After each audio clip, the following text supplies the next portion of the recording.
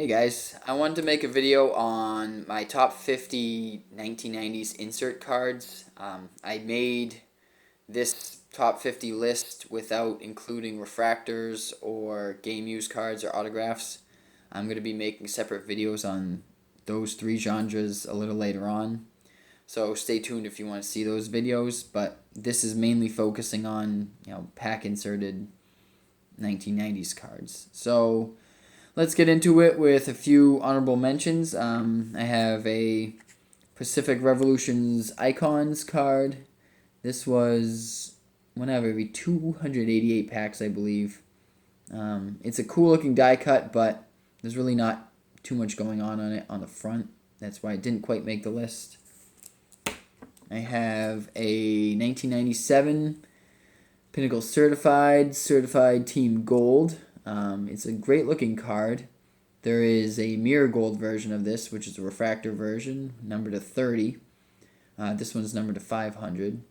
The one numbered to 30 is an amazing looking card. I wish I had it in my collection, but I'm still waiting on getting that one day maybe, if I hit the lottery. Next is a 1997 Pinnacle Mint. This is the gold version. There's a silver and a bronze. And there's also a 24 karat gold. I believe I might be a one of one. There might be only a few out there. There's also a solid silver one version as well. But this is the gold coin version.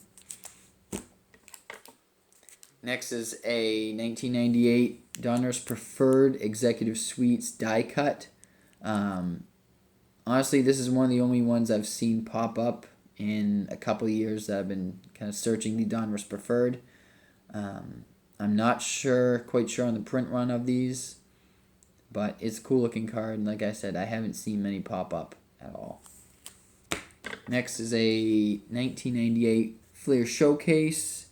Row 0, this is numbered at 250. I actually pulled a Todd Helton Row 0 one of one out of a card shop at 98. That was by far my best pull I've ever had out of any pack, so that was kind of sentimental to me. Next is a 1997 Circa Rave Reviews. This is out of 288 packs. It's an alright looking card. It's got a little refractor shine to it. I'm sorry about the camera today. You can't really see that well. It won't do the cards justice, unfortunately. I need some of Tanner Jones's magic magic camera angles to properly capture all my cards today. And last on the honorable mentions is a 1999 Pacific Kramer's Choice. I've always thought these cards were a little overrated. They're cool looking. This one's numbered to 299. I guess I haven't had the chance to get any of the really rare ones, but they're still pretty cool looking cards. But let's get into the top 50. So number 50 is 1998 Leaf Fractal Matrix. This is the X-axis gold version. I believe this is out of 400. There's a X and Y and a Z axis die cut versions and undie cut versions out there. Maybe one day I'll make a video on differentiating all those, because that is a very tricky set to figure out. Next is the 1998 Pinnacle. These are unreleased Team Pinnacle cards. After Pinnacle went bankrupt, they had a set of Team Pinnacle that they were going to release. You really don't see these pop up ever. I was really close the other day on picking up a Pinnacle Rare Form card, the unreleased card. I just missed out on that. Number 48, is a 1991 Topps Desert Shield. I've always loved these cards. This is the Record Breakers version. There's another common version out there. The one I like this one for is because it's got a cool gum stain on the back of the card. So it gives you a little of that nostalgia feel of when there's actual real gum, disgusting gum, in the packs of cards. Number 47 is a 1996 Leaf Steel gold promo.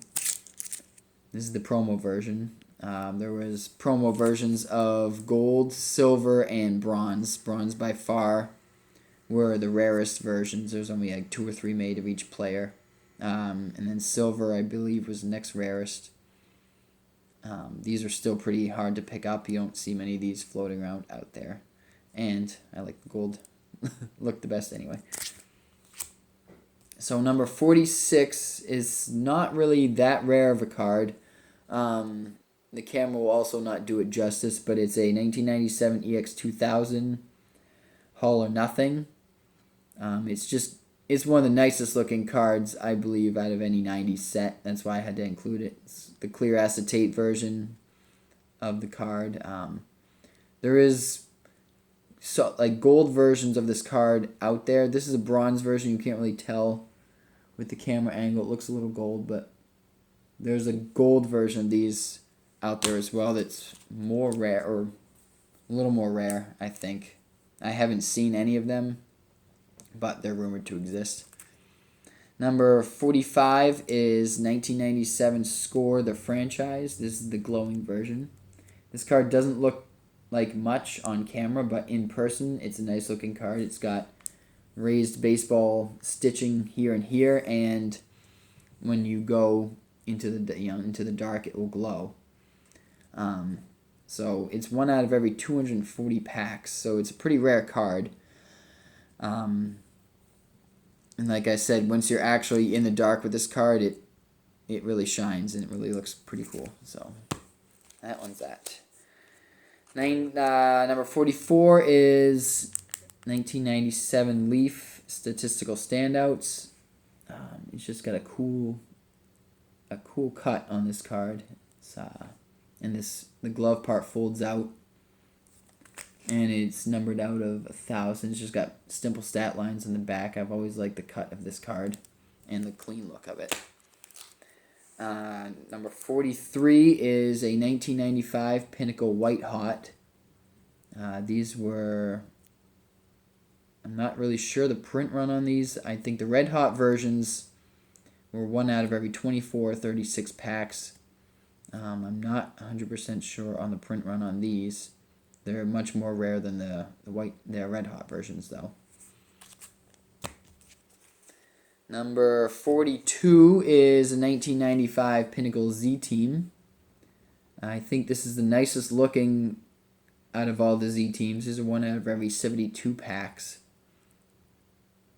It's just got a really nice shine to it. I wish it was a refractored version. There's no refractor version out there, but if they put a refractor shine to it, it would have been even better. But it's a really nice looking card.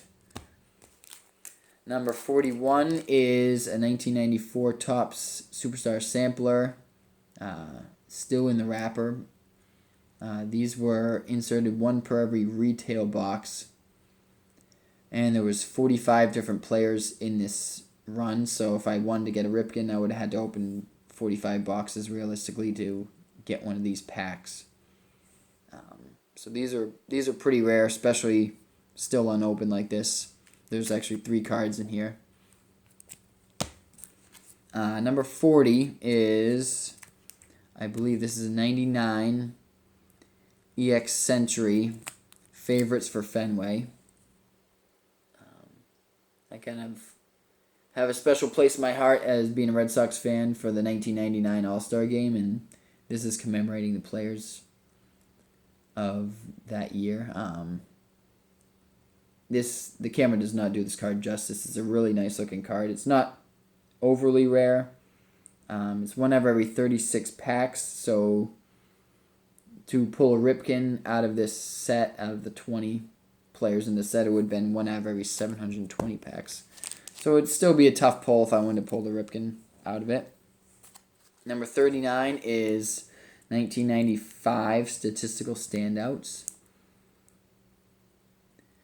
This is number 2, 5,000. This is actually a executive sample. See the cutoff here, and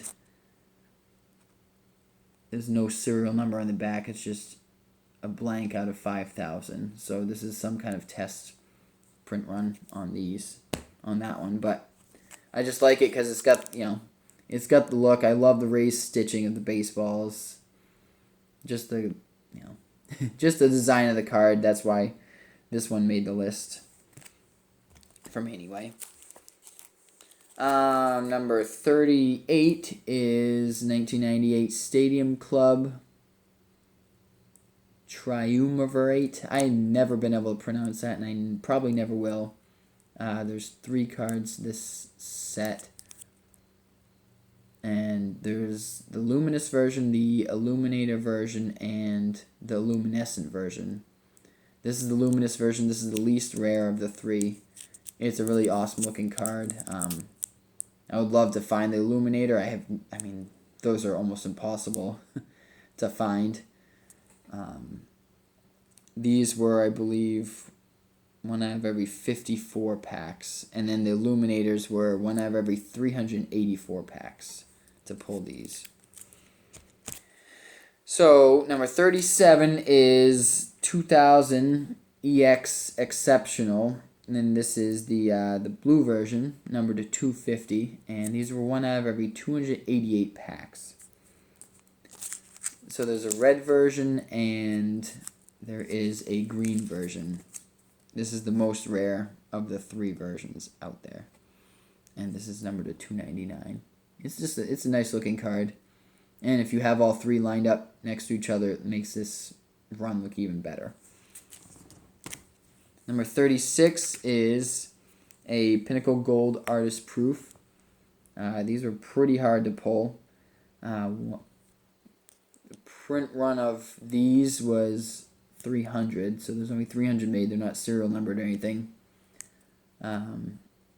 It's got a really cool gold looking design on it. It's hard to do this card justice on the camera.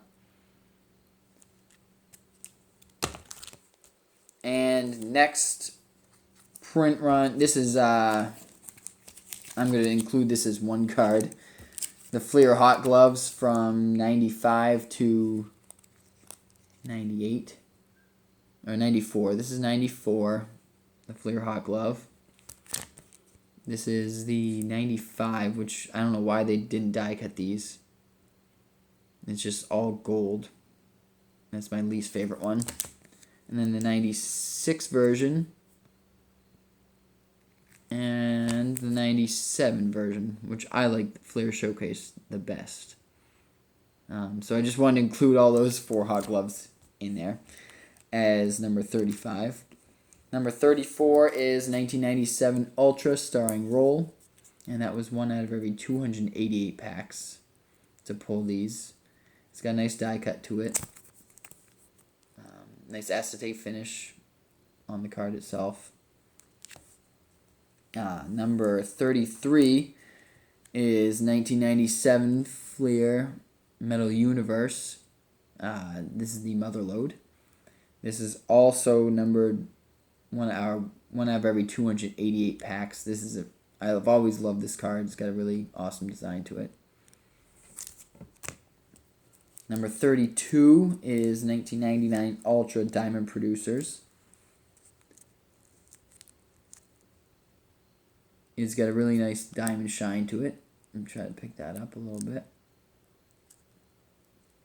And it's clear, it's see-through, obviously. You can see my hand through it. That was one out of every 288.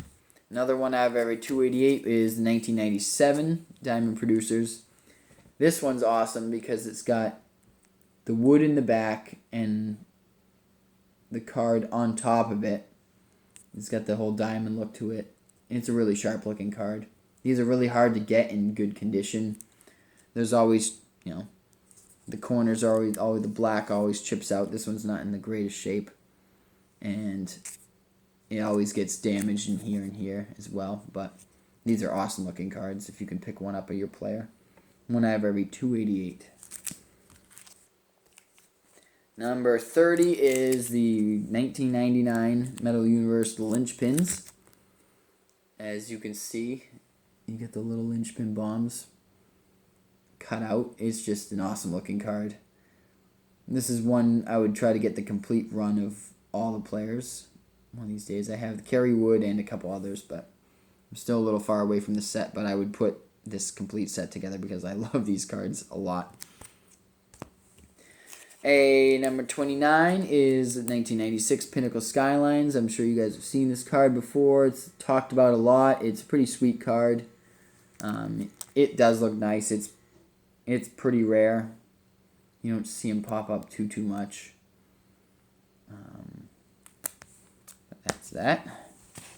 Next on my list is a 1996 Pinnacle Big Bang, and this is the Mirage version. Here's the regular version, and the Mirage version next to it. As you can see, the regular version, I'm going to talk about this in another minute. The regular version has like a refractor finish. It's got these diamond streaks to it. The Mirage version actually has, if you hold it under the right light, there's a baseball on here that looks like it's floating. You can't really see it on this camera here. This is a proof version. This is an unnumbered version. But they're both supposed to be numbered to 600 like this one is. I don't know why Pinnacle decided to make the more rare. The Mirage version, even though they're both numbered to 600, is a lot harder to find. Pinnacle decided for some reason to make their base inserts look nicer than their actual rare inserts, which takes me to number 27, and that's 1996 Zenith Diamond Club. So this is the regular version, and just like the Big Bang, it's got the same exact refractor finish and same line design. I wish I could pick this up better. And that one was, I think, one out of every 72 packs, and this is the diamond version of this. It's got the real diamond in it. This is one out of every 350 packs to pull this. But it doesn't have a refractor finish. It's not as nice of a finish on the face. The only thing that makes it better is the diamond in it. So I don't know what the design team was doing in 96 in Pinnacle, but I think they dropped the ball a little bit on those. Number 26 is a 1997 Circa Rave Review, and that's numbered to 150.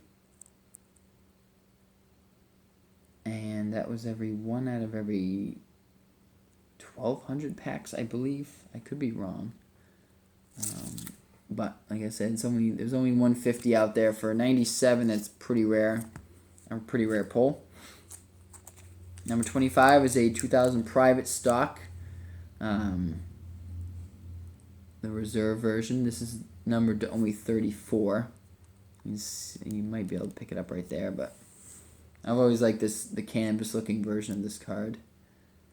There's a canvas actual version of this card, but it's not as rare as the premiere date version, which is only numbered to 34. Next on the list is 1999 Upper Deck Ionics. This is the Warp Zone. The Warp Zone is numbered, one out of every 216 packs. Everybody knows about the holographics, which is one out of every 1,500 packs. I came this close to getting one the other day. I got outbid, so I was really bummed out about that. But hopefully another one pops up one of these days. If you have any, let me know. Send me a message. Make a trade. Who knows? Next is, on number 23, is 1997 SP Game Film. This card is really sweet. It's got an actual... I don't think these are actual pieces of real film, but it's numbered out of 500. I'm holding the card upside down. Sorry, it's getting late. But these are numbered to 500. It's a cool looking die cut card with the film intertwined with it, so I've always liked that one. Number 22 is 2000 Pacific Paramount. This is the Hall-bound proof card, number 20 of 20. This is only 20 of these made. It's the acetate finish, see-through. It's a cool looking card. I never was an overly big fan of just because it's really, really thin plastic. But it's a nice looking card, and it's only 20 made, so it's pretty rare. Number 21 is Upper Deck 2000 standing Upper Deck Ovation, and this is the standing ovation version. Again, like I said, I have a thing for the raised stitching on the cards, so this card has always caught my eye. This is numbered out of 50. The standing ovation version of this card. Number 20 is 1999 Fleer Brilliance. This is the Pulsars version.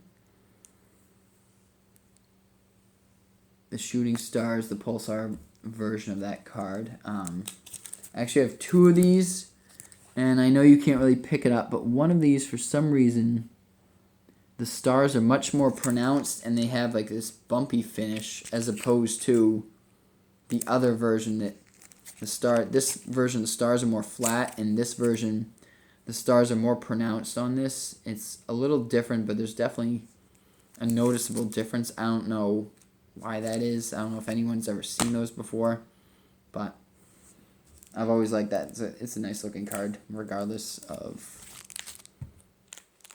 the difference on them. Number 19 is 1999 Upper Deck Victory, the Ultimate Victory version. This is numbered to 100. It's got a nice look to it. The numbering is on the front. This one's number 63 of 100. Number 18 is a 2000 Skybox Domination. This is the Milestones insert. This was actually one out of every 2,000 packs, which is incredible to think of. There's only 6 cards in this insert set, so I mean it's not a huge insert set, but one out of every 1,999 packs is pretty significant pull. It's a nice looking card, not overly special. That's why I think it flies under the radar a little bit. But it's a very rare card to very rare card to pull. This one is actually easier to pull. This is one out of every 900 packs. This is the Skybox Domination. This is the Warp Tech version of the double play. It's got Jeter on the back. The Warp Tech version is like this, almost like a 3D moving finish to it. It's a nice card. Like I said, that's one out of every 900 packs, and there's 10 players in this run. So, I mean, to pull, it's probably an equal difficulty to pull your player in either one of those insert sets. Number 16 is a 1997 Pinnacle, the home version. I don't know why these are much more rare than the away version, but they are. They never pop up, and nobody seems to have them. I sold one of these a long time ago and had been looking for it for about 3 years after, and I finally picked it up a couple weeks ago, so I was happy about that. And next on the list is number 15, 1993 Pinnacle, Cooperstown. This is the Dufex version. This one, I'm not sure the print run on these, but these very rarely ever pop up as well. It's a nice looking card. It's got the Dufex finish early on, before Pinnacle started really amping it up with their 95 and 96. Number 12 is 1996 Upper Deck Diamond Destiny gold version, numbered out of 100. Oh no, sorry. I'm getting ahead of myself. This is 1999 Upper Deck's Collector's Choice. This is the StarQuest Gold version. This is numbered out of 100. This is a tough card to find. Nobody really can find these of their player for some reason. It's not a great looking card. There's a cool print run color version of these out there if you can put the whole set together. But these are numbered out of 100. Next is a very underrated card, I think, is a 1996 Leaf Studio. This is a silver version. The silver version, there was only 100 of these made. It says 1 out of 100 on the back up here. The gold version was 500 and the bronze version was 2,000, I believe. But nothing really differentiates, especially the silver version from the common version. You can't really tell the difference at all, so I'm sure a lot of these got tossed to the wayside because nobody knew, other than looking at the back. And there's only 100 made to begin with, so these, if you can pick your player up of this, I would highly recommend it because, like I said, it looks like a common card, but being from 96, only 100 actually made, and a lot of them going by the wayside because nobody knew they had it. There's got to be only a smaller handful of those out there. Next is 1996 Upper Deck Diamond Destiny Gold version. There is a silver and a bronze version of this as well. These were only inserted 1 out of every 143 packs, I believe, in like big bulky Walmart packs back in the day. So not many people bought those, and it was 100 out of 143 packs of those. So these are really, really tough pulls back in the day. These don't pop up very much. Next on the list is, I think I posted a thing on Facebook about my run of 96 Ultra. This is the Ultra Thunderclap Gold Medallion version. This is the rarest one of them all out of the 96 run to pull, out of Ripken anyway. This is 1 out of every 720 packs. I've been chasing this card forever, and finally one popped up, and I had to jump on it. Number 10, we are in the top 10, is 1999. This is not really an insert, so I don't know if you can technically count this, but this is the All-Star Pacific card from the 1999 All-Star game. They handed these out as serial number to 20. Like I said, I've always liked the 99 All-Star game, and I've loved the Pacific Royale version of this card. It's an awesome looking card to begin with. It's got the All-Star Game stamp on it, and it's hand numbered to 20, so I really like this card. Number 9, 1997 Pinnacle Express Metalworks Gold.